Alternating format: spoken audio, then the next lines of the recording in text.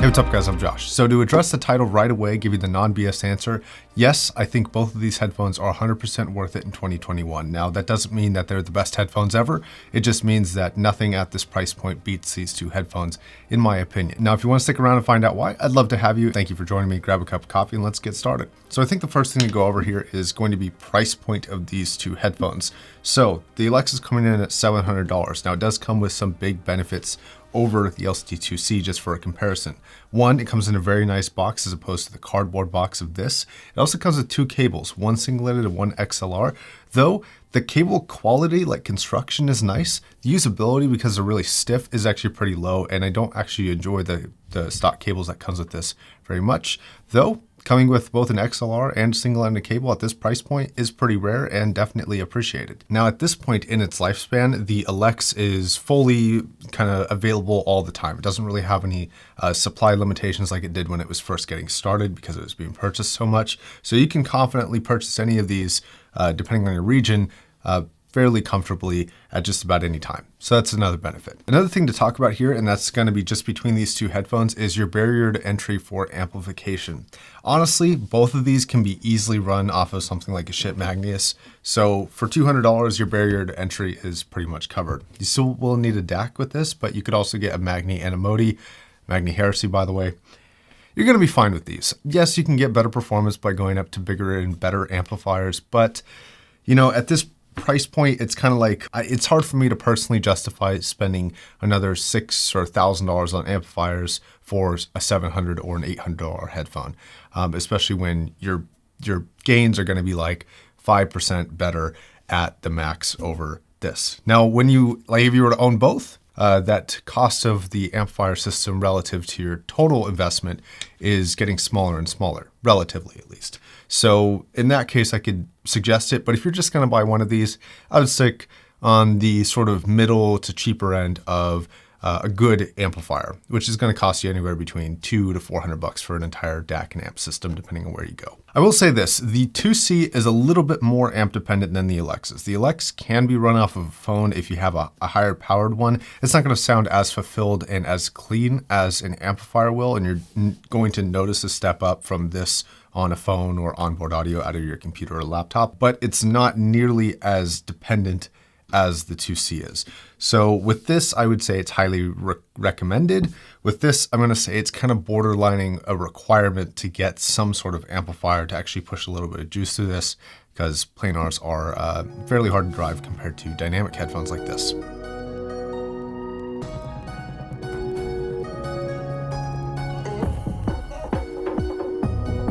Now to further compare these two, build and comfort are going to be kind of interesting here. So there are aspects to each headphone that I really like. The Elex has a more luxurious experience. It's got some of the best pad feelings of like these are just like some of the nicest pads for any price. They're really awesome. Now these do wear down kind of quickly, and Drop does offer replacements, though you do have to pay, I think, $100 something for them, maybe a little bit more even, to get replacement pads. So that's one thing to consider. The Audeze's pads don't really wear down with normal use for a long time at least. They do sell, of course, replacements for them, but it's not really something that you're going to have to worry about as soon as you will at the Elex. This, to me, between the two, just seems like a workhorse. It seems tough. It seems well built. It seems like it could take a beating, like it would be, you know, made to be used and abused. It is a plastic housing as opposed to the metal or wood that Audeze uses a lot of the times, but I believe the outside grills are metal, spring steel headband, steel yokes, and very, very thick pads. Super crazy thick. They're really nice, really comfortable. As far as big, heavy headphones go, one, this is not the most attractive thing in the world just because of its size, but it's not that bad. And the comfort-wise for a heavy headphone is actually really good. Not quite as good as the Elex, but this isn't something that I would personally complain at all about. If I bought this, I wouldn't sell it just because it was uncomfortable. I'd actually be pretty happy with the comfort. This headphone is actually really comfortable for a while, but the headband, unlike the Audeze, actually gives me a little bit of a hot spot after a long time. Think like 2 to 3 hours, like a long movie length. I'd get kind of annoyed with this, though I think initial comfort for the first hour is better on the Elex. So that's a little bit about these headphones. What do they sound like, and why are they still worth it in 2021?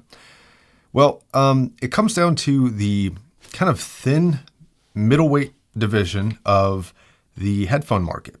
There's not really a whole lot between about $1,000 and about $1,500 that has come out. Close to about $1,500, you have the Focal Clear MG, which is the magnesium version of the Clear, which has come out recently. And that would be a contender, but that's double the price of this headphone. And while it's sort of in that mid-range price, I don't think anybody seriously considering the Elex is also seriously considering the Clear, especially if you're already at the top end of your budget at about $700. You're not going to spend an extra $700 just to get the Clear, which is better, but not substantially better. Now, what makes these headphones so worth it and so prominent at this price range is that, for me at least, they're the clear steps up from the lighter weight division of headphones, which is going to be things like the 6XXs, your 4XXs, your 560Ss, your $400 2020 versions, your lower end Beyerdynamics. Those are all going to be, notably good headphones, but not nearly as premium sounding as these headphones. And these headphones offer very little downsides as opposed to those headphones, and a lot of upsides, and in some cases are even better at their own game, I think. For example, the 6XX, I think the clear step up for the 6XX is the Focal Elex. A lot of you out there have the 6XX.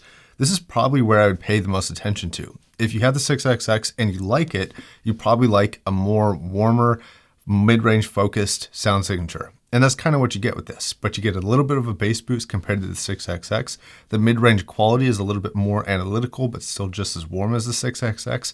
And the top end is a little bit more clear. Not to the point of being a clinical or an overly analytical headphone like a DT1990 is, but it's sparkly and clean and crispy, but not overkill. So you're still getting a pretty solid, warm, mid-range experience with this headphone. And I actually think it's, in terms of fit and comfort, it's kind of around the same classification of headphones, I would say. And it's not as clampy as the 6XX, but to me, this is an overall very clear step forward from that headphone. Tonally, it's a little bit different. It doesn't quite have the Sennheiser tonality, which is one thing that I'd be missing. But from a more technical perspective and analyzing this more objectively, this is a clearly better headphone in many categories than the 6XX is. And again, if you're considering upgrading, this would be my suggestion. Now, this would also be my suggestion for the 2C. If you're coming from a lower end Hypman headphone, like a 400i or a Sundara, this is probably gonna be the better headphone between those. The Sundara is very good at $350, but this just has a little bit extra something. It's got a little bit better vocals, a little bit better bass response. The top end actually isn't quite as good as the Sundara in my personal subjective experience, but it's still pretty competent, and you get a lot of other benefits like slightly better staging performance, even though the Sundara is fairly good at that.